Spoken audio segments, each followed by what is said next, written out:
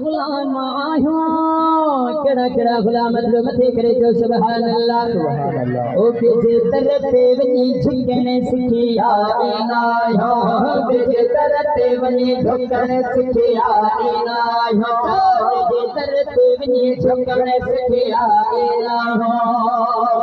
अदा सरकार ये सब कुछ मिलियो अथवा मथे करे जो सुभान अल्लाह ओ दस्तगीर जासा ते गुलाम आयो दस्तगीर जासा ते गुलाम आयो बेजे तरते वनी झुकने सिखिया इनायो बेजे तरते वनी झुकने सिखिया इनायो बेजे तरते वनी झुकने सिखिया इनायो बेजे तरते वनी झुकने सिखिया इनायो ठिड़िए जो बेड़ो छजे की तारे एड़ो मुर्शिद मिलियो छदे कम थोलाहे हो दस्तगीर हो एड़ो मुर्शिद मिलियो छदे कम थोलाहे एड़ो मुर्शिद मिलियो छदे कम थोलाहे पूजा जैसे जी यारी हिंदा सरियाम आयो जियारी हिकता सरियाम आयो बेजे तरते वनी झुकने सिखिया इनायो बेजे तरते वनी झुकने सिखिया इनायो दस्तगीर जासा ते गुलाम आयो दस्तगीर जासा ते गुलाम आयो बेजे तरते वनी झुकने सिखिया इनायो बेजे तरते वनी झुकने सिखिया इनायो दस्तगीर जे हारे छदी पीन साम बगदा तवर सा लगी रो आगे मन बगदा तवर सा लगी रो आगे मन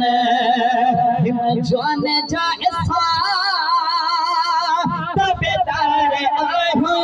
बेजे तरते वनी झुकने सिखिया इनायो बेजे तरते वनी झुकने सिखिया इनायो दस्तगीर जासा ते गुलाम आयो बेजे तरते वनी झुकने सिखिया इनायो बेजे तरते वनी झुकने सिखिया इनायो दस्तगीर जा मुरीद किस्मत भली थी जो भेद दस्तगीर कामिल फली थी ओ जो भेद दस्तगीर कामिल फली थी जी किस्मत ते पता नास आयो बेजे तरते वनी झुकने सिखिया इनायो बेजे तरते वनी झुकने सिखिया इनायो बेजे तरते वनी झुकने सिखिया इनायो दस्तगीर जासा ते गुलाम आयो बेजे तरते वनी झुकने सिखिया इनायो बेजे तरते वनी झुकने सिखिया इनायो गुलाम है दर्जे मुझो पीरी हिया ओ पुका जान मुझे जी हिया